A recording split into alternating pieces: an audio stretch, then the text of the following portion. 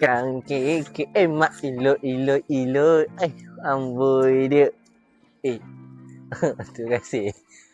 Saya tertinggal track mak saya. Dan juga ni. Terima kasih Min. Bersama Man ada kopi, kita review lagi. Bersama saya Man daripada geng Yuska guys. Di sebelah saya ni ada sebuah Honda HR-V tahun 2023. Dan ni di sebelah saya ni spek rendah sikit lah, spek E. Dalam dia berlainan sikit dengan V, RS dengan RSE HV. Ini dia datang daripada spek yang macam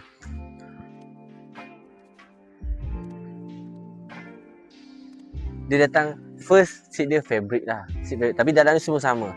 Ada punya, tapi steering punya kulit tu lain sikit lah. Dia tak smooth, dia ada bergerutu sikit.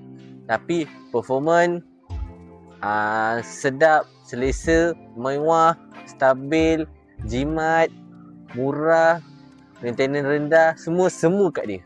Tapi macam biasalah HR-V ni, common issue dia adalah steering rack, engine mounting. Tapi tak apa, benda tu adalah benda yang Honda user kena bear bila dah pakai HR-V ni. Semua kereta ada masalah, tak ada kereta yang tak ada masalah.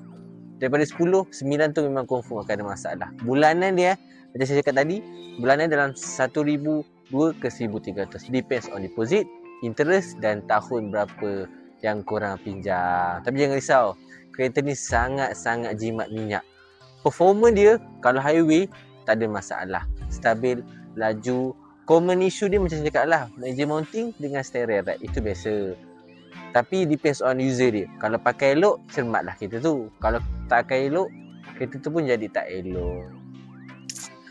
Bulanan dia okey, maintenance pun okey. Tapi kalau siapa yang nak beli kereta ni, akan kekal lama. Sebab jatuh cinta dengan rupa dia. Dia lagi smart daripada yang sebelum dia. Ni dah generasi yang ketiga. So, macam biasalah, sebelum akhiri kita punya session ni, saya akan bagi 2 rangkap pantun. Macam biasa, pergi ke kedai membeli sawi. Nak nampak handsome, nak nampak mewah, belilah HR-V. Gitu. Kalau suka, like, share dan komen dan follow geng Yuska punya TikTok.